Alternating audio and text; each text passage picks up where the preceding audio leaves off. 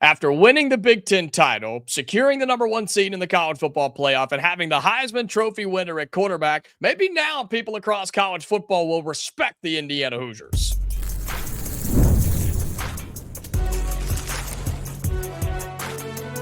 You are Locked On College Crossover, part of the Locked On Podcast Network. Your team every day.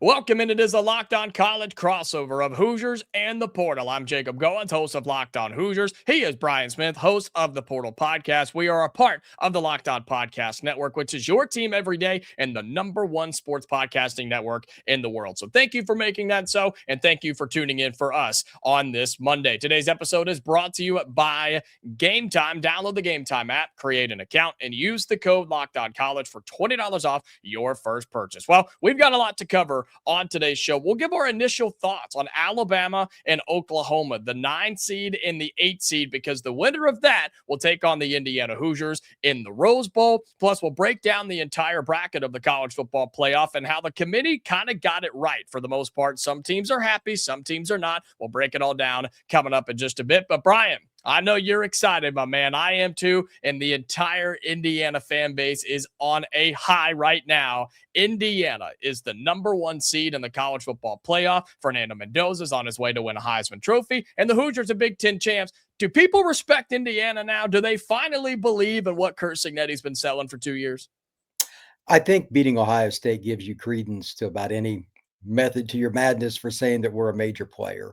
I'm an Indiana grad, and I didn't buy that they were totally there yet because I think you need good recruiting to do it consistently. Now, Mendoza helps a lot. Like, he made throws and all that the last several games that were important, but it's the difference in the line of scrimmage. They're the only team in the country out of 136 teams in the FBS that have played like a traditional dominant recruiting team without being one. They're the anomaly. It's amazing. It's one of the greatest stories I've ever seen. Because I think like Sataki, the coach at BYU, does a great job, but they're not even in the stratosphere, and they have the same formula that Indiana does. And he's a really good coach. Indiana might have the best coaching staff in the country. Yeah, and we've talked so much about all these coaching searches and coaching changes and things, and it's a miracle that Bryant Haynes, the defensive coordinator, and Mike Shanahan, the offensive coordinator, haven't been brought up at all. Now, they all got extensions and got paid when Curt Cignetti got paid, but still, we see that that's not really a factor sometimes in coaching searches, and so the whole nucleus is still together. But you're right, Indiana's winning football games, and now they're winning titles, Brian, with 3, maybe 4 stars. There are 5 stars on this roster. They don't have one. They don't believe in that just yet, and they've never had the ability to get there, but yet they're still out there beating teams like Ohio State. I mean, for the people that don't believe in Indiana or say it's a fluke or a one-time, one-hit wonder, right? What do you say to that? How do you debunk that? Because it's idiotic to think that way, in my opinion, but how do you debunk the people that still don't believe? Well, Indiana brought in last year 13 guys from JMU, and I believe, correct me if I'm wrong, 8 of those guys are still around or something like that. And there are a lot of key guys. Fisher's one of them. Surratt's a guy. Like, that's the key. They had transfers, but they were guys that were familiar with the system. Indiana's coaching staff was really smart.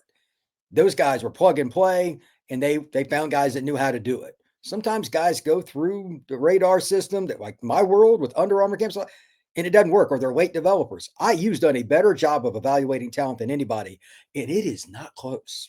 It is by a landslide. You can't tell me Surratt wouldn't start at Bama, he wouldn't start at Georgia or USC or Notre Dame or wherever. And you can use Fisher and a lot of other guys in that metric as well. Where it's really interesting, though, is just technique. Like, I watched the line play Indiana versus Ohio State, and Ohio State's got a tremendous staff. Let's not discount that at all. Conservatively, top 5 in college football, conservatively. And they were better up front. Do they have better players than Ohio State? No. Ohio State still got more talent than Indiana, and they got outworked technically. Indiana's staff is better up front than Ohio State. Those words have never even went through my mind until I watched that game before. They've got a Hall of Fame defensive line coach at Ohio State. Their O-line coach is putting guys in the NFL, and Indiana was better on both sides of the ball with players without as many physical gifts. That makes no sense. No, but it's awesome. Yeah, I mean, you watched it. It's not a possibility. It's a fact. Yeah. Indiana starts getting the players even remotely like Ohio State's, getting and they keep the staff together, it'd be really crazy what's coming. But for right now, Indiana's earned a record and they've earned the number 1 ranking in the college football playoff. Well, I like what you said is the idea that you watched it, right? Everybody in the country watched that game on Saturday night. And we've been building toward this, right? We built toward this last year when Indiana went out to UCLA in the Rose Bowl. I know UCLA's bad, but it was the first road trip of the Cignetti era. And you go out and just demolish that team. Then you start building wins. You start finding wins. You start finding momentum. You start to do the things. You come up short against Ohio State. You get a couple of more wins. You get to the college football playoff, and you come up short against Notre Dame. And the reason was you didn't have the interior guys to make it happen. So you went and found a couple in the transfer portal, and you had guys who just got better from year 1 to year 2. And then we built towards this in 2025. You smacked Illinois in a top 10 game in Bloomington. You survive against a really good team in Iowa. You go on the road to Eugene and beat Oregon by 10, the 5th seed in the college football playoff. You hold a 10-point win over them in their house. Then you get to this game against Ohio State. You have seen it time and time again, Brian. And so for people that don't buy it or don't believe it, then you're a hater for no reason. And you're probably miserable because of it, because Indiana's legit. Indiana's a legitimate team. They're a legitimate staff. They're a legitimate program now. And you, as our recruiting expert here at Locked On, how many times have we talked about the recruiting continuing to build for Indiana? What does mean now? What have you heard in the last 24, 48 hours? And what do you expect to hear and see over the next several weeks, several months, and several years now that Indiana can hang a banner for a title, number 1 seed in the college football playoff, and people now want to come play for Curt Cignetti in Bloomington? I'm still diving into the now part of it because, like, it's the weekend, but I'm going to talk to a bunch of kids over the next month. Like, the next month and a half is the busiest time of my entire year. Mm-hmm. Got the Under Armour event at the end of the year, going into the beginning of the season for 7-on-7. I want to ask every kid there, what do you think of Indiana? Like, they've got underclassmen in that game now. Then I'm going to be at Battle Miami and other tournaments where the elite of the elite. I'm going to ask every kid Indiana. We'll talk more about this when we get to late January, February. But for right now, I think it's going to be the hottest topic on the recruiting circuit, because none of those kids had any interest in Indiana, even after last year, for the most part. There were a handful, but there weren't many believers. Being the number 1 seed, beating Ohio State, being undefeated is undeniable. What are they going to say? I really don't know, because most of these kids don't have any idea what the campus is like. They don't know much about SIG. But like you said, everybody watched that game, and people are watching clips of it now. Like, oh, if they missed it for any reason, anybody can go watch it. They were better than Ohio State in the trenches. Yeah. I'd have put 50-1 on that and given you the odds that wasn't going to be the case, because I know the kids Ohio State has in the trench. I've covered a lot of those kids. Yeah, they got NFL guys. I mean, and Indiana outworked it. Like, they are so technically sound. Yeah. It is insane. This reminds me of Bama. I'm not saying the same talent like the Bama 2011 team, which is one of the greatest. That's what it kind of reminds me of from a technical standpoint. Now, they had bigger, badder guys, but it's that level of technician against Ohio State. It's still a pretty good barometer. Indiana can win the national title. Absolutely. Indiana gaining respect across the country in all levels as the number 1 seed in the college football playoff. Big Ten champions and a Heisman Trophy winner will help all that as well. We'll talk about that playoff bracket, what Indiana's path looks like. I said yesterday it looks like it's clear to get a title, another one in Bloomington, plus all the other matchups and things across college football. We talk about that next here on this Locked On crossover of the Portal and Hoosiers. Today's crossover episode of Hoosiers and the Portal is brought to you by Game Time. The World Cup is coming back to North America for the first time since 1994. When with 48 teams for the first time ever, it's going to be massive. But let's be honest, getting tickets is usually the hardest part. That's why the Game Time app is clutch, finally giving fans a real advantage when it comes to snagging seats. With Game Time, you can track price drops in real time, get alerts when great seats open up, and buy tickets the moment that they hit the app. It puts the power back in your hands and makes going to the World Cup realistic instead of impossible. The seat view feature is a game changer for me. You literally see what the pitch looks like from your exact seat before you buy. So whether it's a soccer game, football game, basketball game, you could put yourself in the seat, look around, and make sure that that's what you want before you buy it. That's my favorite part of the Game Time app. Take the guesswork out of buying World Cup tickets in every match, concert, or event with Game Time. Download the Game Time app, create an account, and use the code LOCKEDONCollege for $20 off your first purchase. Terms apply. Again, download the app, make an account, and use the code LOCKEDONCollege for $20 off. Swipe, tap, ticket, go. Game Time. Welcome back into this Locked On crossover of Hoosiers and the Portal. I'm Jacob Goins, host of Locked On Hoosiers. He is Brian Smith, host of the Portal podcast and also our recruiting expert here at the Locked On Podcast Network. So thank you so much for making both of our shows your first listen or your first watch every single day. And you've probably been seeing some teasers and things out there from the Locked On Network, because today is the day that the Everydayer Club is now live. You can literally be a part of us and more of what we have going on with the Everydayer Club. You can find all sorts of access, extra stuff, and be a part of what we are doing. If you miss an episode, you can now be a part of us with the Everydayer Club and get ad-free audio, access to our members-only Discord, and a whole lot more, all built for the most loyal fans of Locked On. So you can find that in our show descriptions below, and more on that as the days go along. But Brian, let's talk about the college football playoff here, because the bracket is set. Selection Sunday was yesterday, and all the dramatics are now out there for discussion. There were talks about Indiana and Ohio State. There were talks about Alabama. There were talks about Miami and Notre Dame and BYU and apparently Duke for whatever reason. Like, there were so many conversations, but the bracket is here. Your initial thoughts on the 12-team college football playoff this season? I think they got it right for the most part. They were going to lose out in one way, shape, or form because of the stupidity of the conferences. With the whole JMU, no offense to Tulane and JMU, they have no business in the playoff. Especially two of them. It was never built for two G5 teams to get in. By the way, and I know it's about conferences in their records. You can never, ever, ever, ever, in any circumstance, have a 5-loss team in a conference championship game.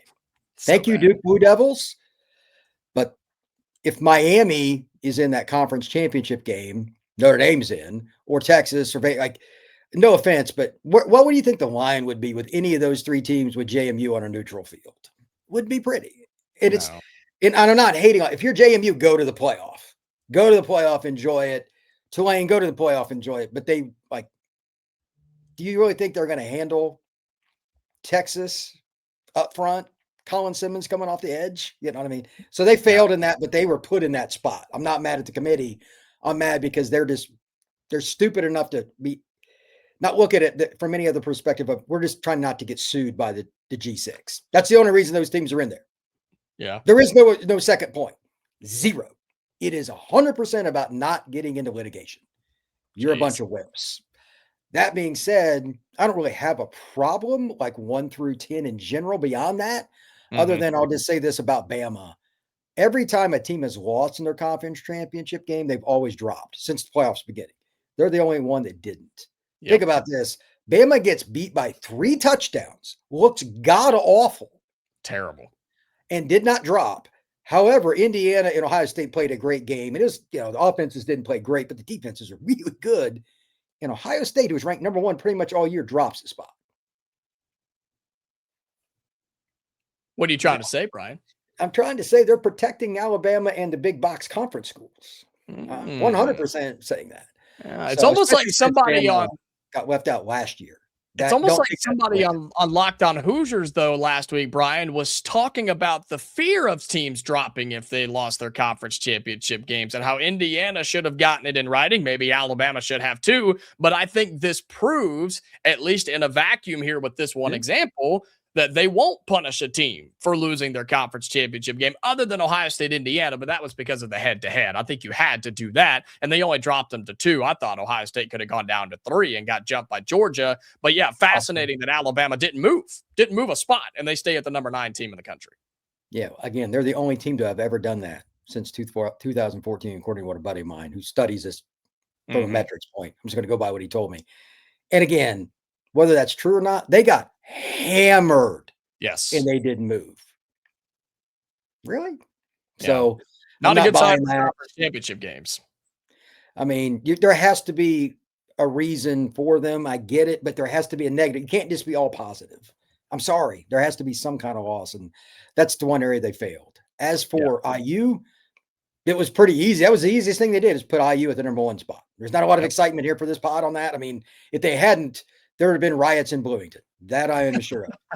But I think that I would have ranked Ohio State second. Where would you have placed Ohio State? I said second. I did. I said second, Okay. but I would have understood if Georgia jumped them.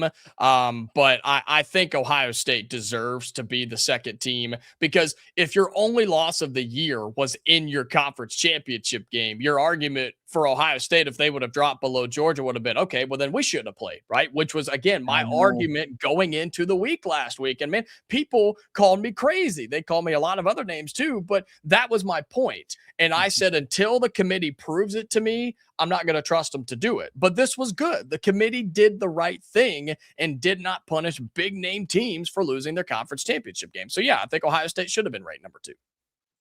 But where would you have ranked Alabama?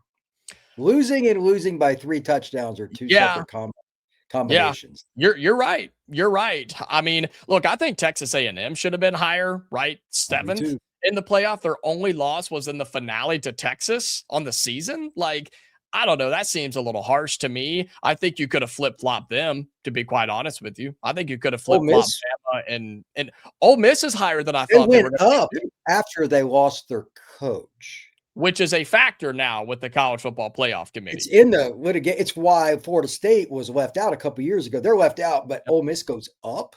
Yeah, that was weird to me too. That was weird to me also. So there's no consistency at all with the committee. I know you're shocked by that, Jacob. I know you're shocked by that. Yeah. God, it's terrible.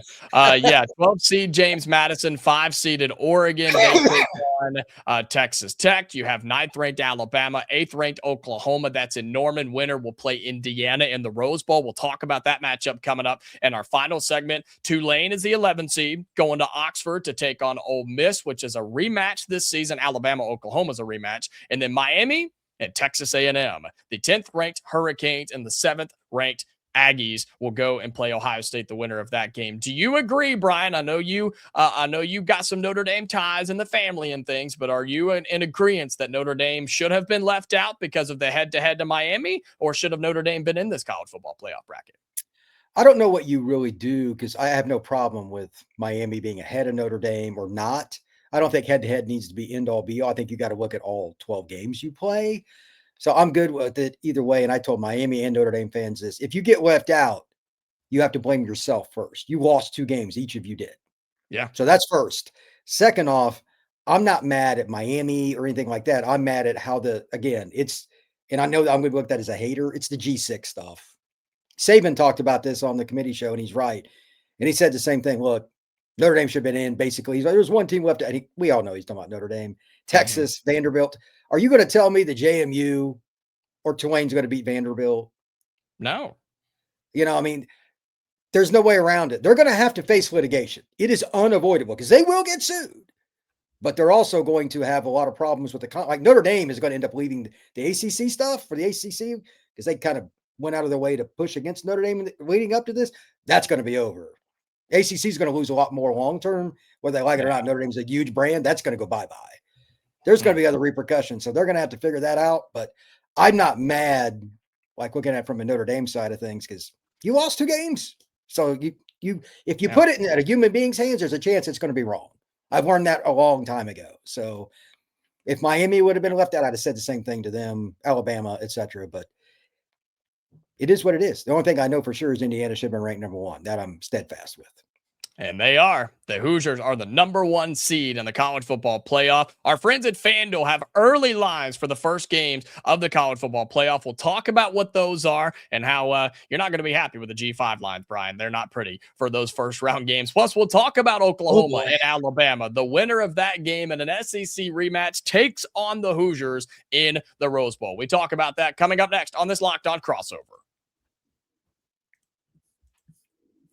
Today's episode on this Locked On Crossover is brought to you by Omaha Steaks. The holidays come with 2 big goals: feeding people well and finding gifts that they'll actually love. And when you want both handled in one move, Omaha Steaks is the way to go. From hosting to gifting, they deliver the world's best steak experience right to your door. Because during their Sizzle All the Way sale, you can stock up and save in a huge way, 50% off site-wide at omahasteaks.com. And it gets even better. Locked On College listeners like yourself get an extra $35 off with the code COLLEGE at check out. I've sent Omaha steaks as gifts for years. Literally, I've got family members all over the country, got guys that love to grill, even got some ladies that like to grill too. And Omaha steaks is the way to go. It's restaurant quality, shipped right to your door. They're frozen and ready to go for anybody in the family or anybody in the friends list as well. So go to omahasteaks.com right now to save big on gourmet gifts and more holiday favorites with Omaha Steaks. That's omahasteaks.com for 50% off site-wide during their Sizzle All the Way sale. Add an extra $30 off using promo code COLLEGE at checkout. Terms apply. See site for details. That's at omahasteaks.com with the promo code COLLEGE.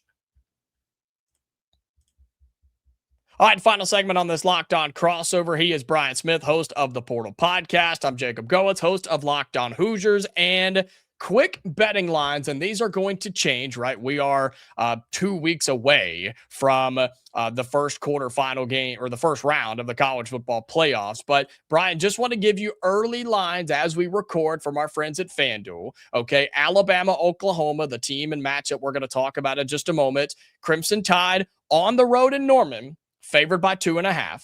Miami on the road at Texas A&M. Aggies favored by 3.5. Ole Miss hosting Tulane, of course, the G5 team, a rematch from the regular season. Ole Miss favored by 17.5. And then this is the doozy. Oregon hosting James Madison in Eugene, 21.5 on the playoff on the spread. 21.5 point spread. Oregon over James Madison in the first round. Your thoughts on the early betting lines from our friends at FanDuel?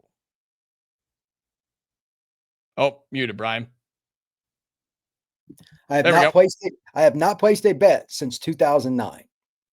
Based on that last spread, I'm not a gambler that you gave me. Yep. I'm going to bet a lot of money on Oregon. You think they win by more than 21 points?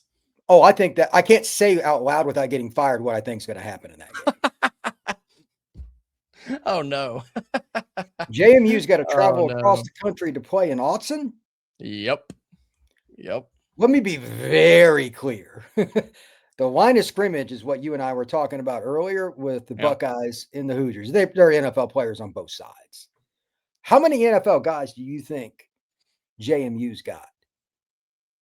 I mean, they probably have one or two or they wouldn't be here. Yeah, I was going to say one. Maybe two. How many think Ducks got? Well, let's see. You play 11 at a time, and you got both sides of the ball, plus you have special teams. I'm going to say a lot more than James Madison does. Just in the trenches, they'll have double digits off this roster. They'll play in the NFL for the Ducks. Yeah. That game will be over by the middle of the second quarter. This could be 38-3.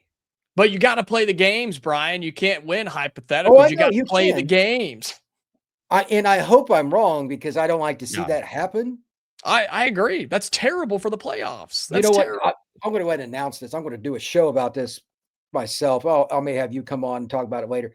They have to find a way to do a G6 playoff. And if for some reason one goes above and beyond without these ridiculous requirements, again, the only reason they're getting anybody is because of the fear of litigation. 0% chance of anything else. Yeah. But if somebody gets in they've got a bunch of guys that are NFL, a bunch of transfers, okay, whatever. Mm-hmm. But I'd love to see JMU, Tulane, Memphis, a couple of teams from the MAC, San Diego State, UTSA, all those schools have their own. It'd be baller. But I don't want to see the Alabamas, Indianas, Oregons, whatever, play JMU. I don't. Would that playoff feed into the big playoff, or would it be completely separate in your mind? Separate. That way somebody can win it. Okay. That's from that level. Again, if there's a special team in a given year, let them rip. If they want to go play Alabama, go ahead. Good luck. Good luck. Yeah. But there would be a ton of advertising for it, and the gambling alone would sponsor it. I know that's unfortunate, but that's the truth. Yeah, it would go crazy. Eventually, especially with Notre Dame and Texas and those teams getting left out today, there's probably going to be one because the advertisers are not going to like what the playoff committee did.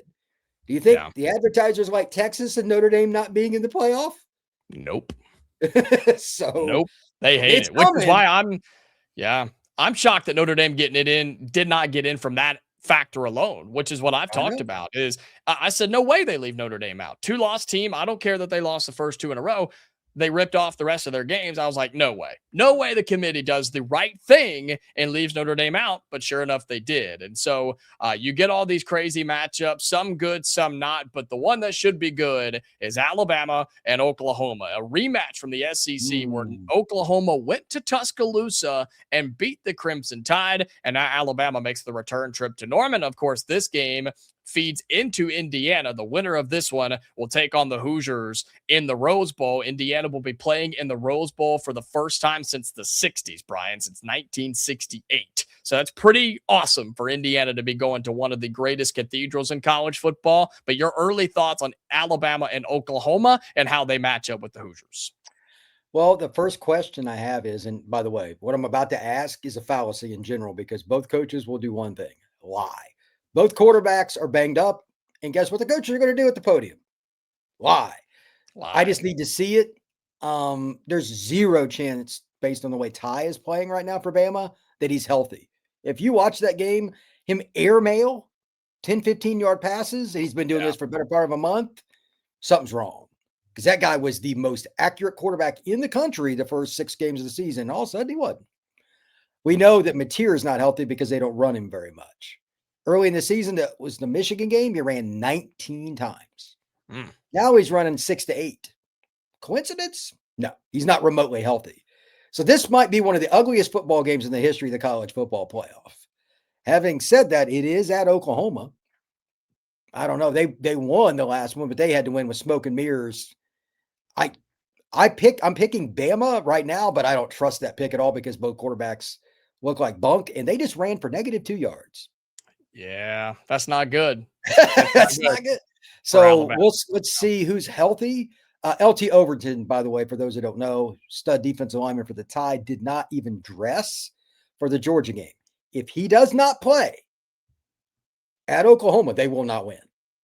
You cannot lose like second-round pick, defensive tackle kind of guys and expect to play a playoff game on the road. Now, I'm basing my pick. I'm picking Bama, close game, like 2017. That might be a high score, by the way. Take the under if you're betting. If Overton does not play, I'm flipping to Oklahoma. That's how important that guy is. Wow. But that will not be a fun game to watch if you enjoy quarterback play, because I think both of them will stink. Those defenses got a lot of talent. Neither one of those guys are healthy. Yeah, and Alabama, just you said it. They can't run the ball. They can't run the ball, and they can't even try though. I know. Well, Jam Miller didn't play in the SEC. That didn't help. Game. That didn't help them. But when these two teams come together in the college football playoff, it'll be almost a month since, or just actually a little bit over a month since they played the first time on November 15th. And look, I said it on Sunday, and I'll say it again for Indiana. I think the Hoosiers match up extremely well with either one of these teams just because 100%. Of what Indiana's defense does. You saw what they did against Ohio State, and they've got 2 of the best receivers in college football and a freshman running back at Bo Jackson who had started to get it going and one of the better offensive lines in the country. They sacked Julian Sayin 5 times, Brian. He had been sacked 6 times on the season going into that game. They cannot protect John Mateer or Ty Simpson enough against this Indiana defense. They don't have near the receivers that Ohio State did, and these teams are not great at running the football either. I love Indiana's matchup defensively against either one of those offenses, and neither one of those defenses is stopping the Heisman Trophy winner, Fernando Mendoza. Ohio State couldn't do it when it mattered, and he threw it to his number 1 guy, Elijah Surratt. So I love the matchup either way for Indiana against Oklahoma or Alabama, and I think that could be the best game in the first round of the college football playoffs. But it's going to be a lot of fun. We have more time to talk about it between now and the first round, a little less than 2 weeks between those games, and then Indiana will be playing in the Rose Bowl on New Year's Day against either Alabama or Oklahoma. He is Brian Smith, host of the Portal Podcast. I'm Jacob Goins, host of Locked On Hoosiers. Make sure you subscribe to both of our YouTube channels as we're covering all of this for the next several weeks on both of our respective channels. If you're listening on audio, you can follow us on those podcasting platforms as well. We are back tomorrow for normal episodes, fans. So until then, stay safe, and we will talk to you later.